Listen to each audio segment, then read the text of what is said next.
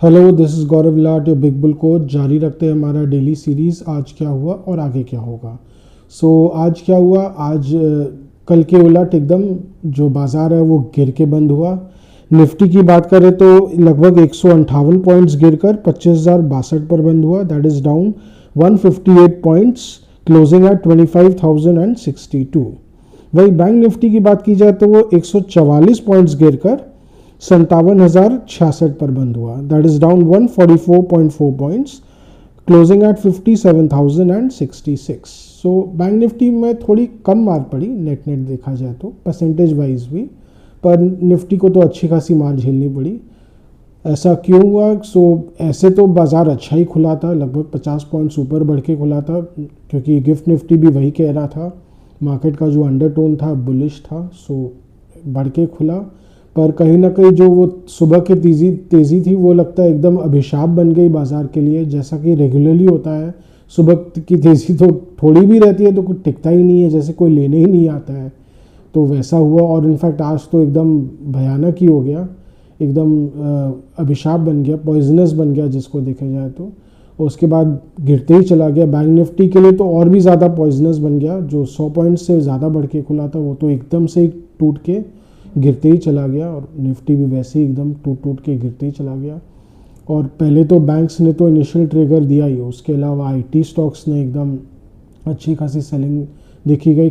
ऐसे तो खास करके मिड कैप्स में ज़्यादा सेलिंग थी, मिड कैप आईटी में, जैसे कि कोफॉज, परसिस्टेंट सिस्टम्स, दोनों में 8% से, परसिस्टेंट में लगभग 8% और कोफॉज में लगभग 9% की मंदी देखी गई। मिड कैप आईटी में अच्छी खासी मंदी देखी गई। कहीं ना कहीं शायद रिजल्ट्स को लेकर डिसअपॉइंटमेंट था। और कहीं ना, और उसके अलावा जो वाइस प्रेसिडेंट अमेरिका के हैं जेडी वैंस, उनका भी कोई नेगेटिव कमेंट आया था। तो उसको लगता है जो काफ़ी जो रेगुलर न्यूज़ ट्रैकर्स हैं, जो ट्रेडर्स हैं और प्लेयर्स हैं, उन्होंने लगता है उसको ट्रैक किया था। H1B वीज़ास को लेके उनका एक नेगेटिव कमेंट आया था कि वो नहीं चाहते कि उनके फर्म्स पहले तो जॉब कट्स करें और फिर H1B वीज़ास के लिए गवर्नमेंट के पास जाएं।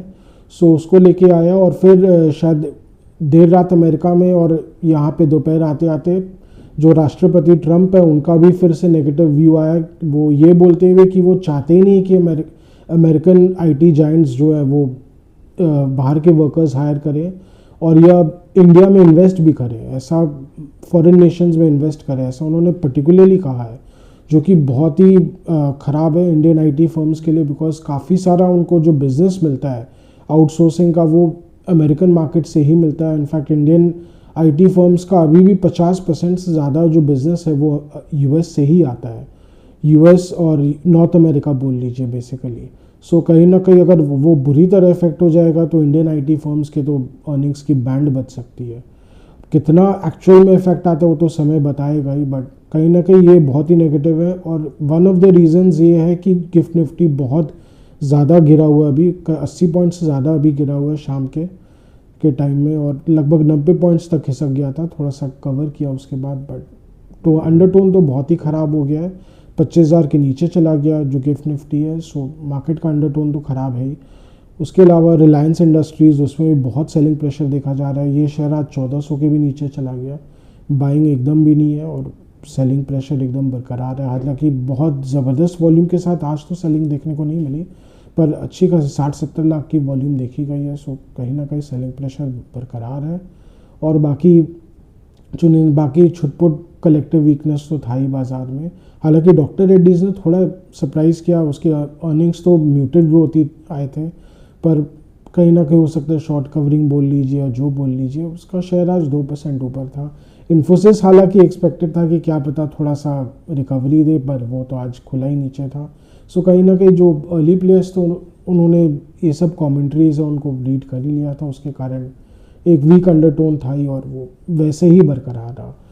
तो निफ्टी हालांकि 25,000 तक गया, ऑलमोस्ट 25,000 तक चला गया। निफ्टी स्पॉट जो है 25,025 से रिबाउंड होके आया 25,100 पर अगेन 25,100 के नीचे ही बंद किया, क्योंकि कहीं ना कहीं ऊपर में फिर से सेलिंग देखने को मिली और जो रिकवरी है वो ज़्यादा टिक नहीं पाई, कोई तगड़ी बाइंग आई नहीं बॉटम से। ऐसा ही है। और जो आप देख रहे हैं गिफ्ट निफ्टी डाउन है, तो बाज़ार का फ़िलहाल अंडरटोन तो एकदम ख़राब हो गया है। और कहीं ना कहीं जैसा हमने पहले भी कहा था कि ये जो 25,200 से लेके 300 तक का जो कंजेशन जोन है, इसको अगर निफ्टी पार कर पाता है तभी आगे बढ़ पाएगा। और आज अगेन निफ्टी ने उस टेस्ट को फेल कर दिया बुरी तरह, और अभी डाउनसाइड की ओर अब देखिए क्या होता है। I don't know, most likely तो अभी फ़िलहाल डाउनसाइड की ओर ही लग रहा है, द ग्रेटर चांस। और अगर जो इमीडिएट सपोर्ट है 24,940 का, जो 50 डे मूविंग एवरेज है, उसको अगर तोड़ देता है तो कहीं ना कहीं और बंदी आ सकती है। ऐसा करेक्शन का पूरा चांस है, क्योंकि टेक्निकल्स तो फिलहाल वीक है। DI बाइंग सपोर्ट है, पर वो इतना ही है जितना कि सेल सप्लाई है एकदम। अगर आप फिगर्स देख लीजिए, नेक टू नेक चलता रहता है नेट नेट बेसिस पे। अंडरस्टैंडिंग बरकरार है तो बेच, मैं थोड़ा थोड़ा लूँगा, चुपचाप लेंगे, बाकी मार्केट को अपना करने दो। तुमको जब बेचना है तुम आराम से थोड़ा थोड़ा बेचो, हम लेते रहेंगे, तुम निकल लो आराम से।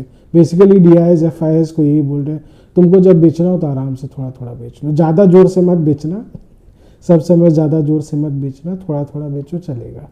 सो एकदम ज़बरदस्त अंडरस्टैंडिंग है। बाकी तो रिटेल और HNIs और ट्रेडर्स स्पेकुलेटर्स तो है ही बीच में, कोई ना कोई तो बलि का बकरा बन ही जाएगा, तो काइंड ऑफ वो वाली स्थिति है इनके बीच अंडरस्टैंडिंग जो है।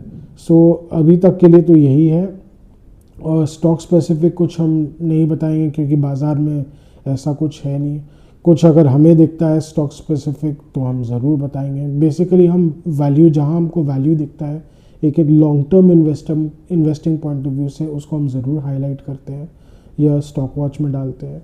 सो अभी आज का जो stock watch of the day वो यहीं तक रखते हैं। आपको कोई स्टॉक स्पेसिफिक व्यूज़ और क्वेरीज अगर चाहिए हो तो please do comment to us.